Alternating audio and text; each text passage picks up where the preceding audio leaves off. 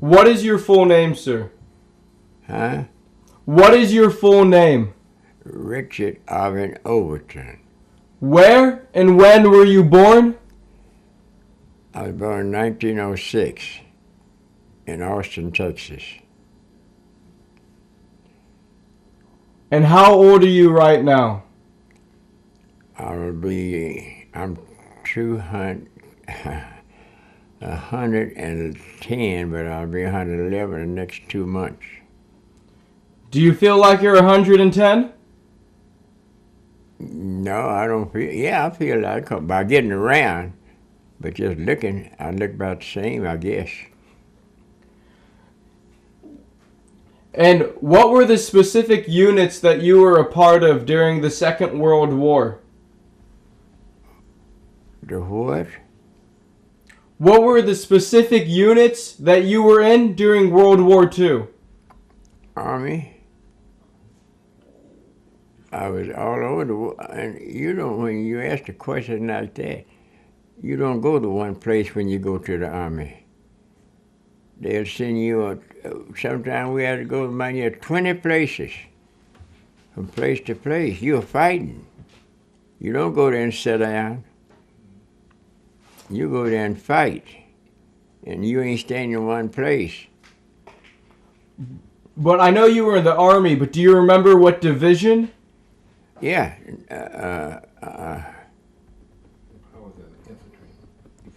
Just the Army. That's all I call it. But it's up there on the board somewhere. On the board in your house here. Yeah, go to the next question. I know that you served in the Pacific. Do you remember what islands you served on? All them islands. Angwai and Palau Island and it's a bunch of islands. I just can't name all of them. I named enough of them. And what was your specific role in the Army?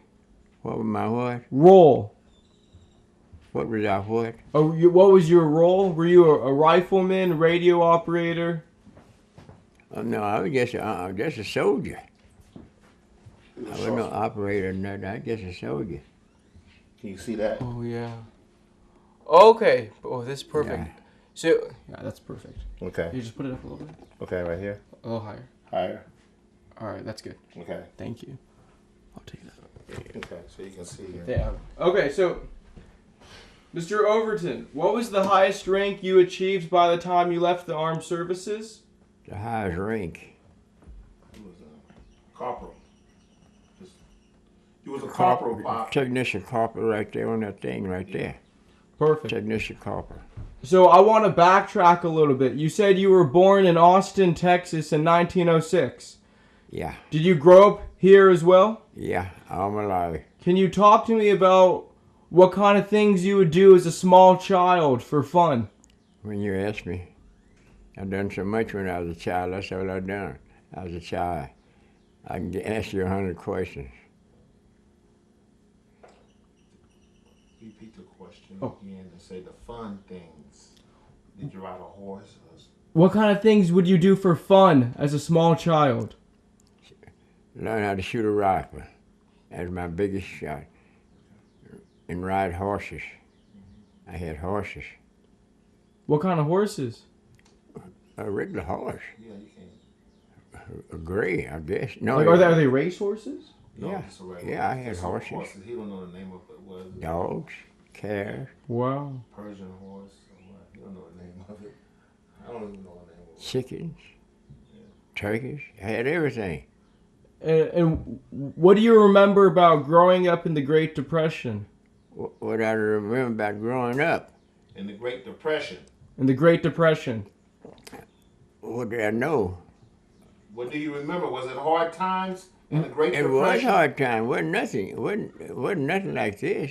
Describe to me what the Great Depression was like for you and your family, please.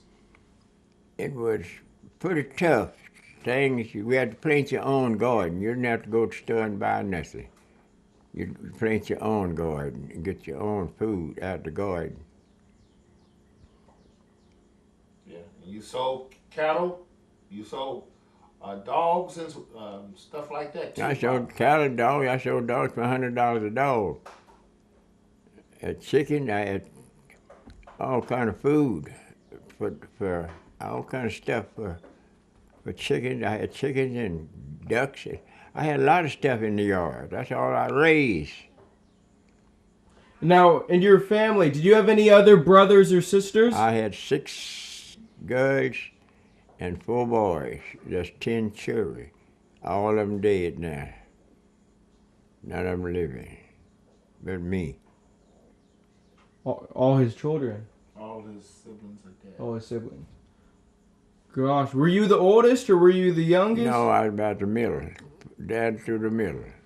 Gosh. It was 4 of them hated me. And what was your father's profession? Working out on the farm. She didn't ever work in town. He works in a farm. We all lived on a farm. Farming. Gosh. And can you describe to me, was Austin segregated back then? Can you talk to me about the discrimination that you guys faced and about segregation? I faced everything. What one you want me to ask? Segregation. Well, You got to break it down to him. Like racism? one thing, the main thing was is the white folks didn't like black at that time.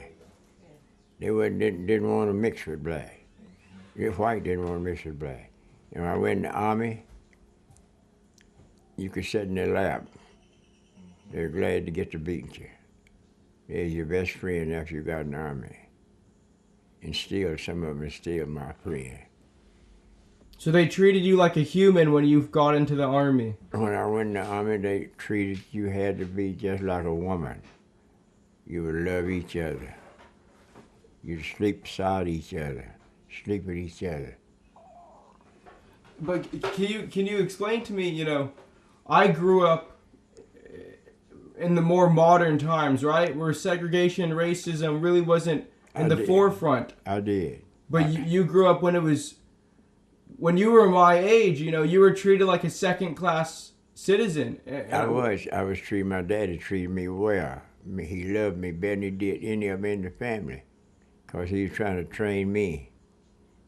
And he bought me whatever I wanted, whatever I needed. Is there a better question you recommend? Because I'm really curious about what real segregation, racism was like, because people have no idea today. Right. Well, he'll tell you, he got along with the whites and the blacks. He never had any prejudices. He got along with all people, and he's been that way. I've been knowing him 38 years. Wow. And he'll tell you that he mixed with whoever. He never had a racial problem with anyone. That's all I can tell you. No, of course. So you may have to move to the next question. You can't get it. But before World War II, what did you want to do with your life? World War II, I was here World War I too, you know. Gosh, he was old enough. What do you remember about World War I? I remember what some of them don't remember. I remember over 400,000, 100 and some thousand people walked across Metropolis Bridge here in Austin. I have asked 100 people, did they see those soldiers walk from San Antonio? They didn't have a train enough to couldn't count all the soldiers. Take a day and a night to walk from San Antonio to Austin. And me and my daddy stood on the river bridge and looked at those soldiers walk across the bridge. But you asked anybody now, nobody will mention. I don't believe they put that on record. That's when Camp Mabie was open. And that's where some of the soldiers, Camp Mabie, and some of them come in and died. But it was a million soldiers. Take them day and a night to walk from San Antonio to Austin. And you saw that? Looking at it, right there by River Bridge. Gosh. Do you have any other memories of the World War I time period? I remember when my older brother went to the army. See, back in that day, they wasn't shooting each other. They went in the army, but several of them didn't have to fight or nothing. They wasn't fighting there. But after they come, then they let some of them come home, and some of them is living now, still out. I got some friends now living now, but they wasn't in the army fighting. But when the army come up later, then that's when Uncle Sam had to call, I think from Germany, I believe, come in. Uncle Sam had to go to calling men.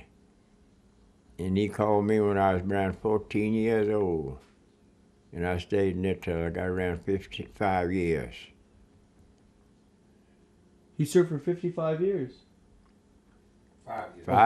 Five years. No, not 55. No, I didn't go. I wasn't no army, and not when I was in World War I. I was too small. I remember things in World War I. So what year were you called into service for World War II? Where was I? What year? Was it 42 or 43? 41. I think right in 41, I believe, or 40. Somewhere right He along said in 41. there. Wow. And then, did you choose to be in the 187th Engineers, or did they put you there? Did I choose to be in that number? In that engineering unit, did you choose that, or did they put you there? Yeah, they put me there. They didn't put me on that one engine. I went several places. I've done several jobs. Can you talk to me about some of the jobs that you remember Taking doing? care of some of the office. I taken care of the office. I drove trucks. I shot rifles. I practiced rifles. I teach people some of the boys how to shoot a rifle. Some of them go in there and couldn't shoot backwards. That's the reason they ain't living now.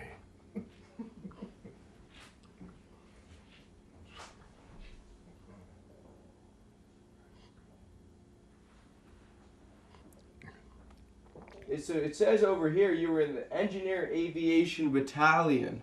Does that mean you guys were working on the planes? Yeah, I had to be trained. There's a lot of stuff that I can't understand in the Army.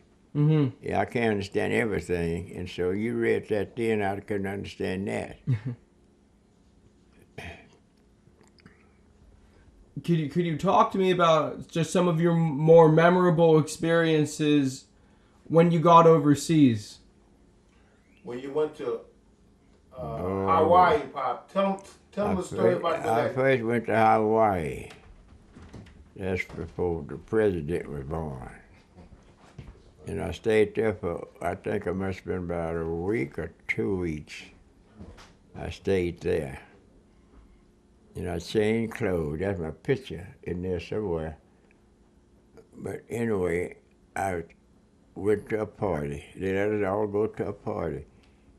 In the next month or next week, I just remember when it was, but they got us, put us back in the Army, put on our clothes, and I didn't get no land until I got ready to come home back in 45.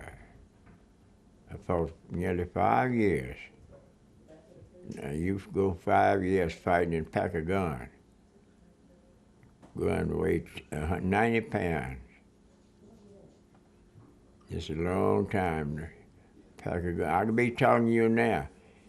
They allowed them to come knock that thing out of your face. But it missed me. They just get that close. You could be standing under a tree. You can hit a tree and glance off.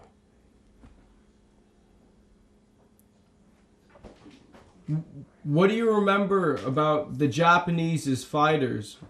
But I remember I don't want to see one of them. I don't want to be bothered.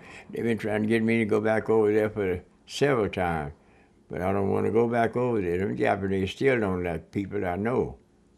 The way we fought them, I know some of them men is still mad at us now.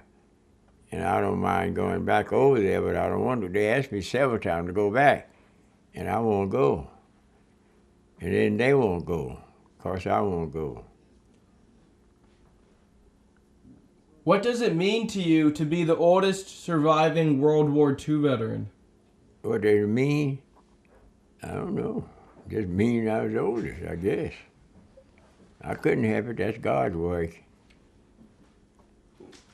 What would you say was the most amazing change over your life period? Oh, it's just the people have changed so. They got fine cars, fine homes, fine bikes. Everything is different. Everything is made better, cost more, look better, and there's more of them. The world is just full of cars and everything now that we didn't have when we was coming up. Do you feel like the world's a better place now than when you were growing No, up? it's better. Yes, it is a better place now. Yeah. Everything's better now than it was when the war was started. You couldn't buy nothing. There wasn't nothing there to buy. They wouldn't let you have nothing much.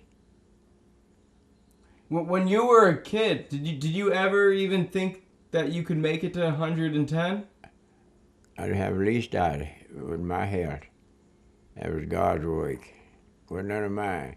I just kept it going forward, didn't look back and go backwards. Is that what you attribute you being 110? God? I guess so. Yeah, God taking care of me, not human. They shot at me. God didn't shoot at me. What would you say were you mentioned some of these close calls you had overseas? Do you remember any other close calls? I remember a lot of them people, but most of my friends are dead now. I don't know what happened to them. I can't remember two people here now that's living now over there. They got a place on the west side of town. You go out there and they got a way to show you where they had the army show you how to shot up a plane, how to shot up a boat, how they shot up everything. But it seemed like I was on one of those boats. I wanted to go back out there. Looked like I can remember. It looked like me, but I never have been back out there no more. It's a place out on the west side of town where they show where airplanes got tore up. You know that place out there. I know you've been out there. Where everything's torn up. They show you how they got tore up, and plane got tore up, and everything got blowed up, and they were just shooting all around. Pop, I know you had some about Close calls? He had a close pop. You almost got shot when you was and you picked up that shell and it was so hot and your soldier told you. Oh yeah. Tell him about that one. Can you tell me that story, please? Well, I went when I got off a ship. We had CVs go in first. They go in and take the area about from here between you and I'd say about I imagine about a mile. They may go ahead and take that area. They may fight there for half a day. They move on further. Then you go where they was at. And then when they go where they was at, well, I didn't. They had foxholes dug where they were shooting, CVs. When we got up in there, we didn't have no time to dig no foxhole. So the foxhole, I got in one of the CVs asked me would let me get in the foxhole with him. And I got in the foxhole with him. He dig it. It's a soft day. You always get a shovel and a canteen on your back. A drink of water. You wash your mouth. Don't drink it. Just take the tongue. But anyway, I got down there with him, and we put a rock in front of us, and a bullet hit that rock and bounced over. Didn't bounce the other way. It bounced over in my lap. That's one of the bullets. It's over here now. Bullet about that long. It fell over in the hole. There it is. That's the baby right here. And it fell in the hole. And I reached over and got it. When I got it, so hot, I had to throw it out. It burned my hand. And I come back, I told my manager, I said, that I grabbed a bullet, and it was so hot, it burned my hand when I fell in the foxhole. the fella told me to get in the foxhole with him. He said, Richard, let me tell you, don't never put a rock, a hard stone, where a bullet would hit when you in the army, anywhere in the army. Don't put it. Say, why? When you put one front, that bullet gonna go up. When it hit it, it won't come down. It's gonna go up, and your cap is made a slope. Well, when it go up, when it hits your head, it's gonna hit that cap, zoop and go off that way. Zip, that's a lie. Zip and go that way. It either go up, it's round. A helmet is round all over. Mm-hmm. It never come in. Only way he can shoot you it won't hardly go to the counter. A helmet might just turn into a bullet. It's made out of metal. It's some kind of slick metal for a bullet. Wow. Were there any other stories that you recommended I asked him about? That's about the favorite one. Is that the one, the standard one people asking about? Yeah. Well, to wrap it up. Yeah, go ahead. I wanted to know, Mr. Overton. You okay? Yeah. Just sit back for me, please. Yeah. You mentioned earlier, you're 110, and all of your siblings and all the people who you knew growing up, they're all deceased. And I wanted to know, what is that like, to be the last person of your age group, all your peers, what is that like for you? I worked for 4 governments at the state. They did. I went with Ann Richards to the State Treasury. State Treasury. State Treasurer. 3 of them, 7 of them, they dead. All 7 of them dead. I don't know why God taken it, but none of my business. Mm-hmm. I know they left here. And I don't know, there wasn't nobody killed. They just died. What would you say are some life lessons you learned from your time in World War II? World War II, I didn't know too much of World War II. My brother, I know he was in the Army. No, I'm saying, what were some life lessons you learned from World War II? I'm Keep telling forward. you forward. that. Don't look back. They had a big tank. We used to have I remember one time we were playing ball out in the country. And that year, a lot of storms would come up. Back in those days, we had a storm on you every day.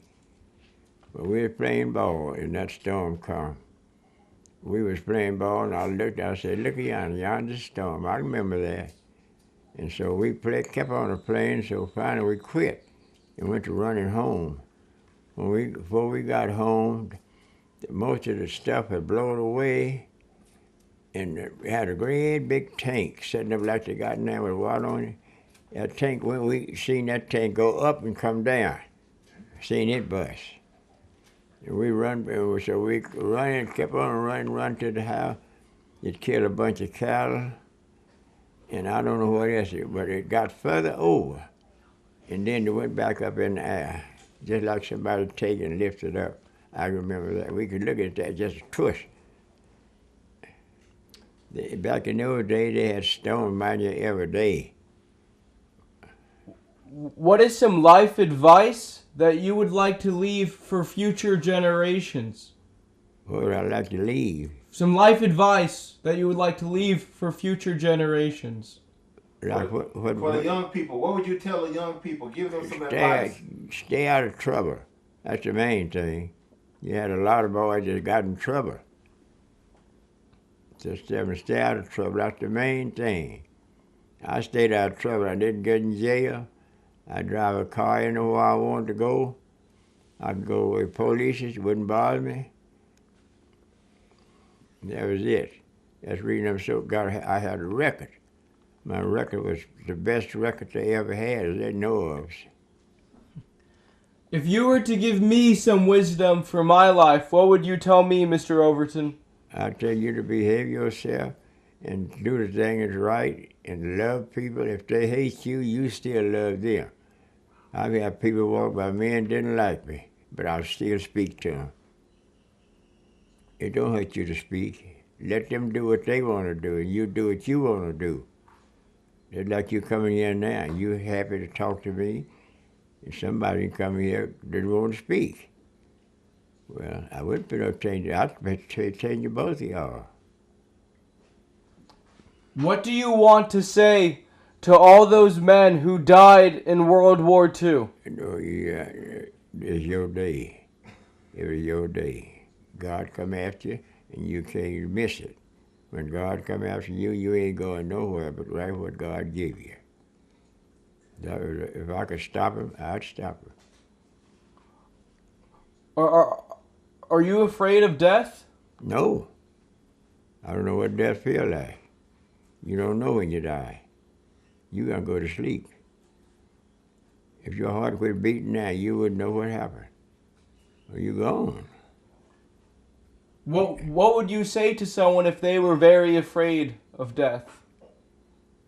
Very afraid of death. For me, for example, I'm very afraid of death. I ain't afraid of it. Why not? Because you're gonna have it. You're gonna get it one way or another. You don't know who's gonna bring it to you either. You ain't gonna see the fella that pack it. You ain't gonna feel it. You ain't gonna know it. When death hits you, you just lay down and sleep. How do you want to be remembered?